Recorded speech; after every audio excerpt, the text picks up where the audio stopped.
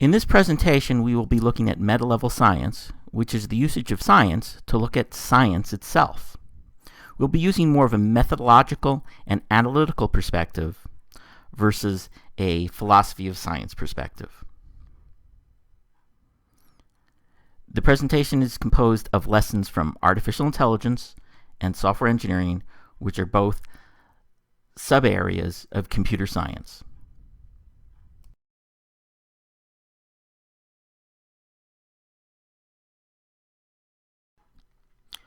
We start with a definition of science.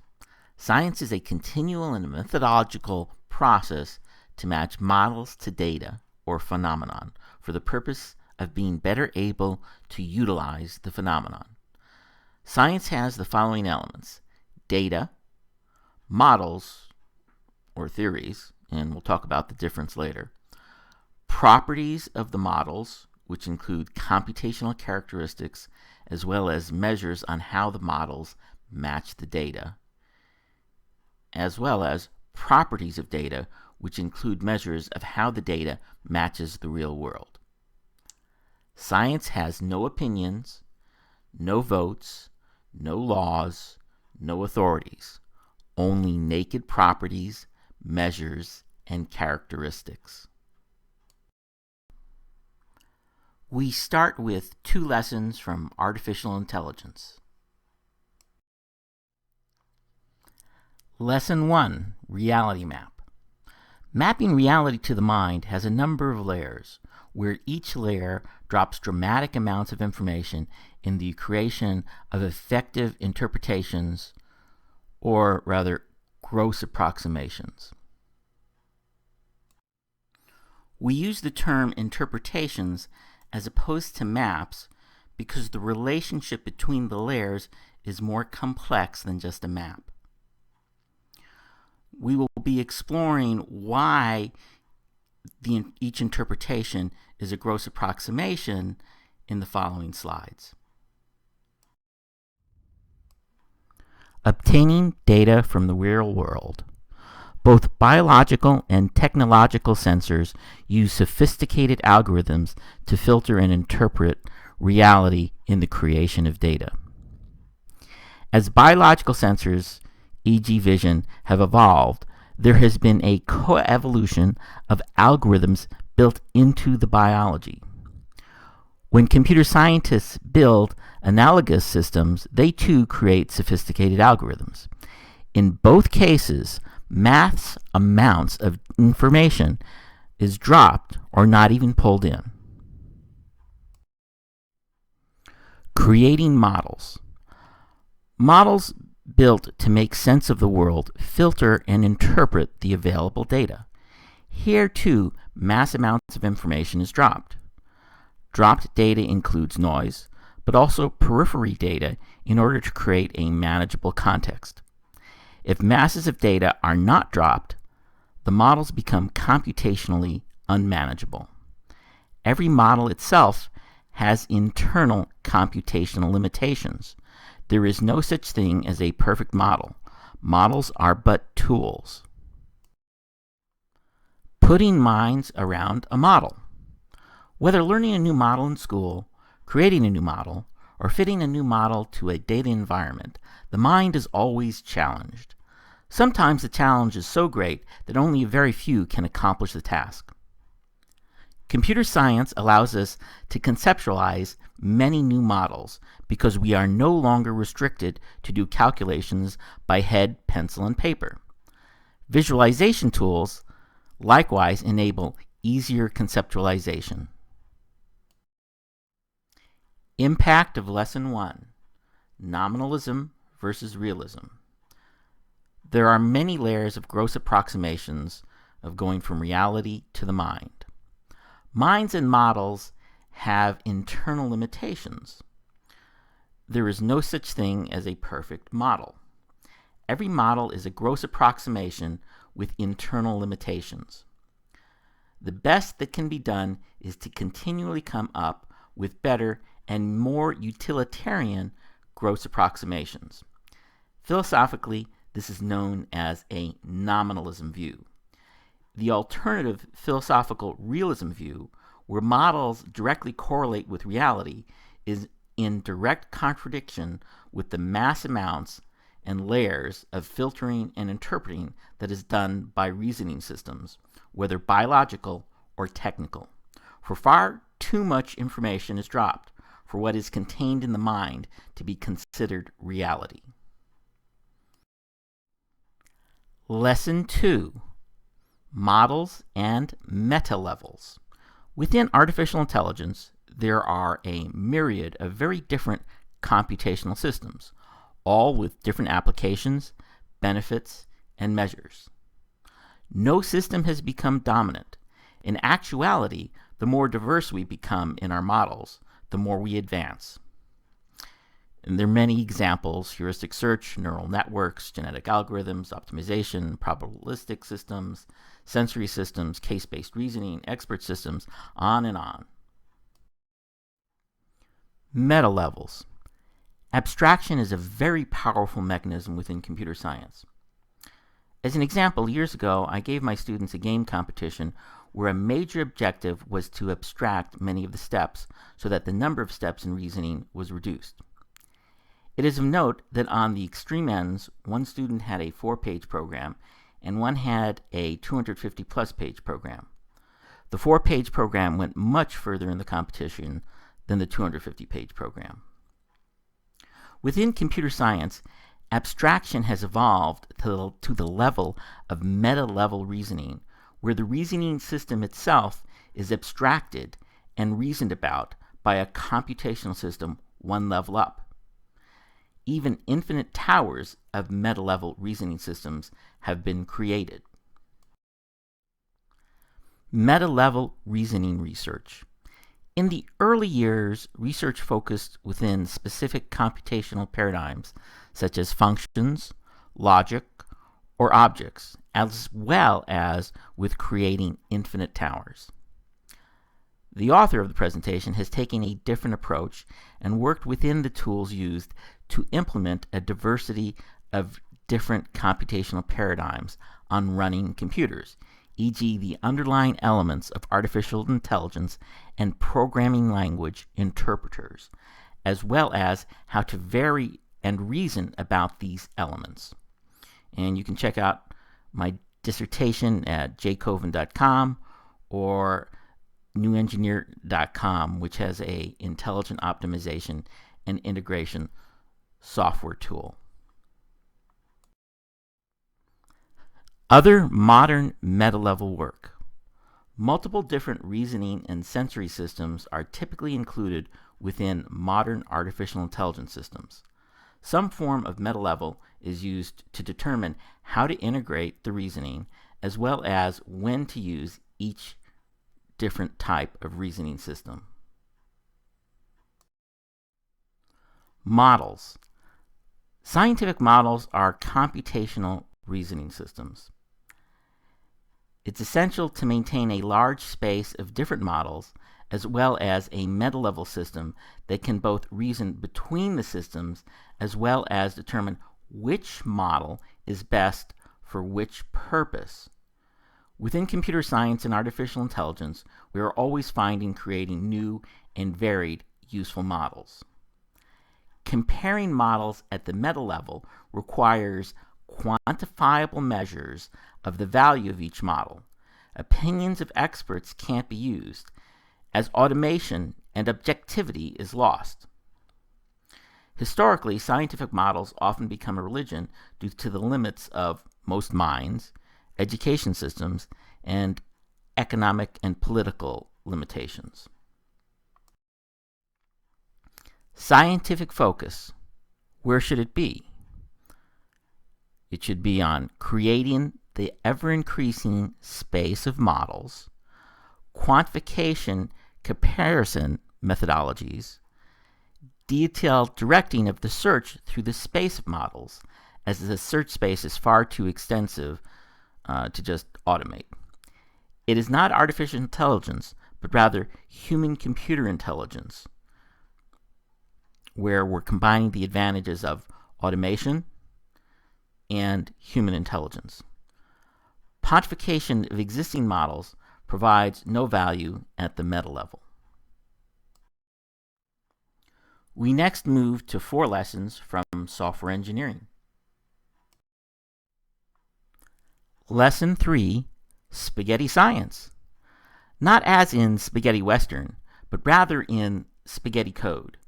Within computer science, the term spaghetti code refers to what happens to computational systems as they become larger and interesting, whether an accounting package or a web application or a scientific model.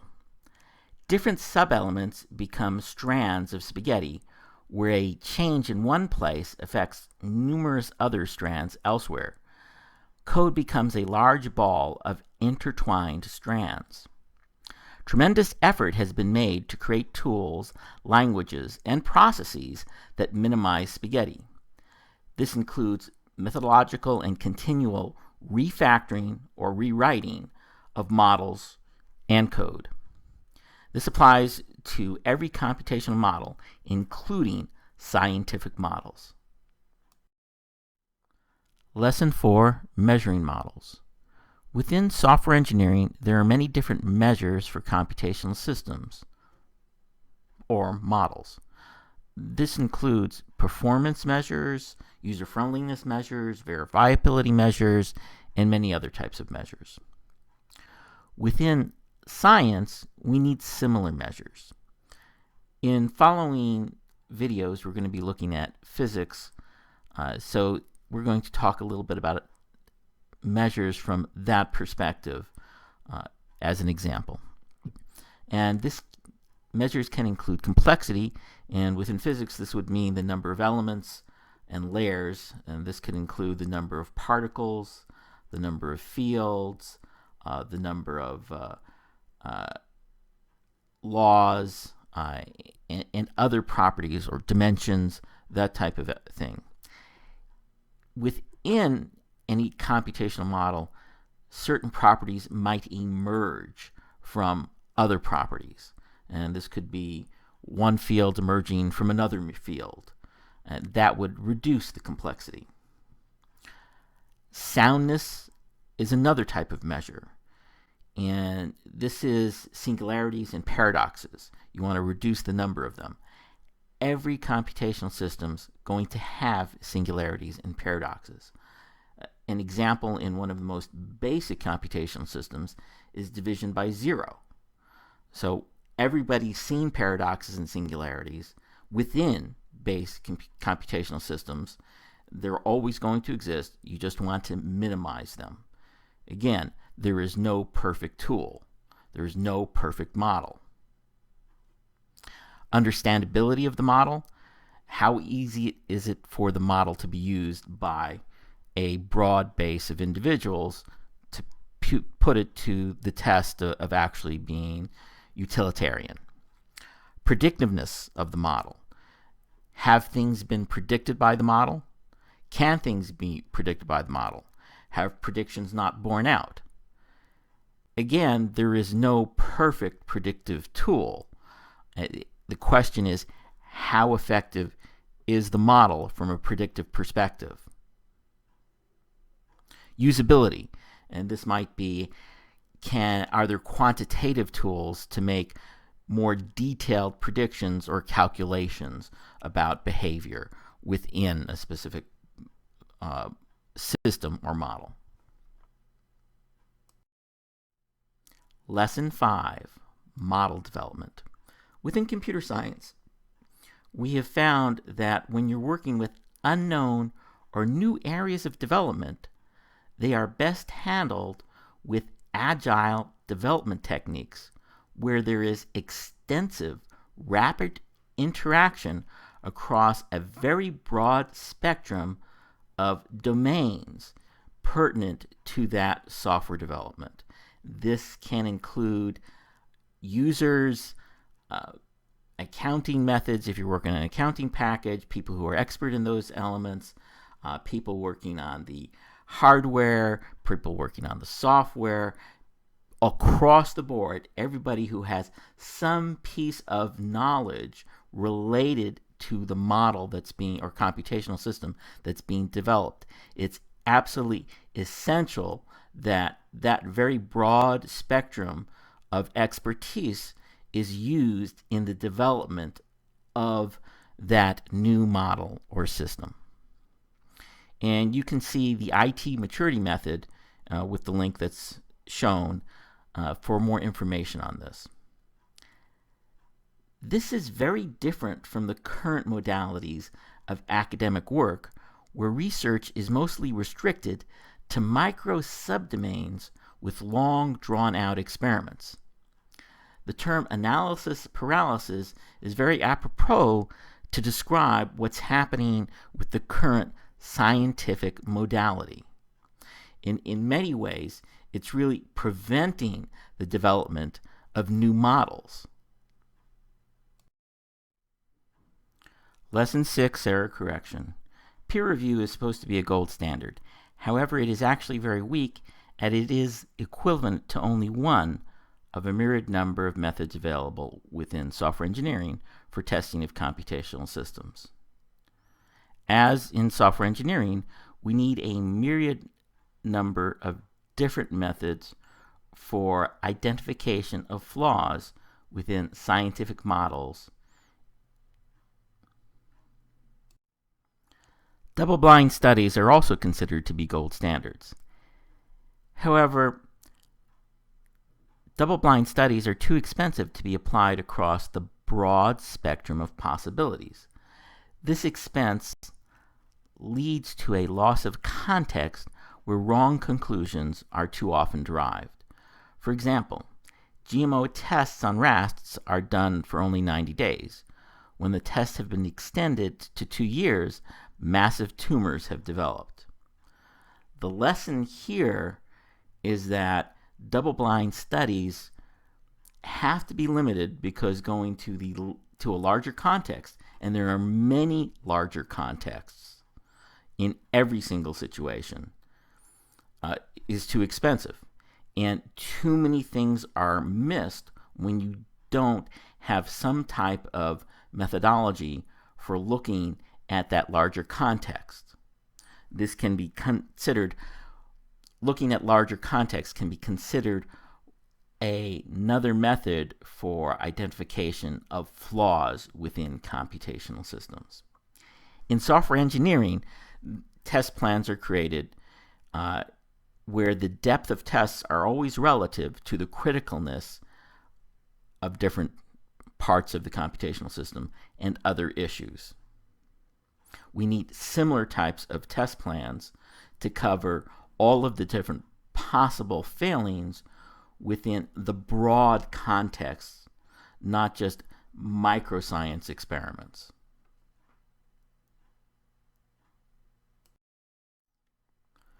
Refactoring science. We need to be doing refactoring for every model methodically and continuously.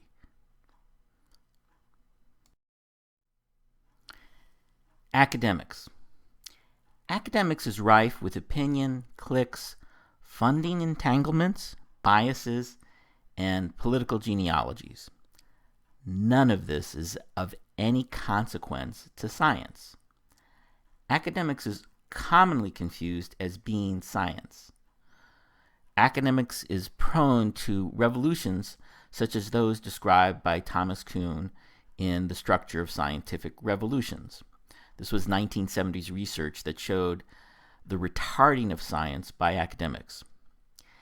In academics, there can be but one model, i.e., one ring or tool to rule them all. No such thing exists in science. Academic entanglement with government and business has created many deleterious effects. Look at the number of numerous approved drugs that have been recalled due to the damage they have done.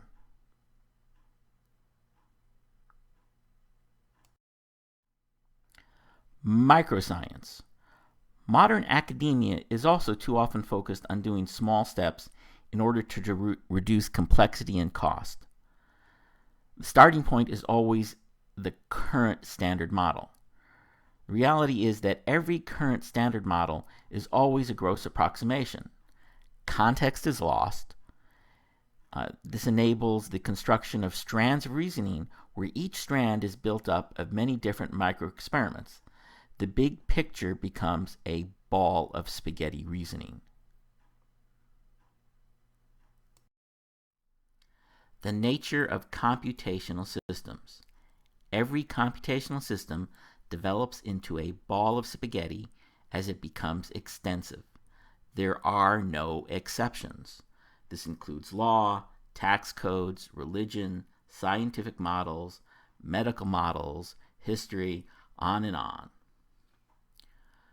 Methodological and continual refactoring is essential in order to minimize the spaghetti. Methodological and continual refactoring has not been done historically for numerous reasons. Prior to extensive work with complex computer systems, it was not known that this is an essential activity. It's difficult for human minds to handle the complexity of multiple models and the large ball of spaghetti of different models. Also, politics, economics, greed, and ego have gotten in the way. Refactoring examples. In the next 3 videos, we will look at several models within physics. In video 2, we will look at entropy and the second law of thermodynamics, focusing on how computer science has revolutionized the concepts of information and structure, as well as how artificial life provides an experimental space for structure creation. In the third video, we will look at how the concept of law has prevented the creation of effective quantitative measures of scientific models, as well as comparing the usefulness of the concepts of conservation of energy versus transformation of energy. In video 4, we will do a quantitative model comparison of 2 different models: the 100-plus-year-old relativity model versus the more recent but politically heretical models of entrained ether and subquantum kinetics.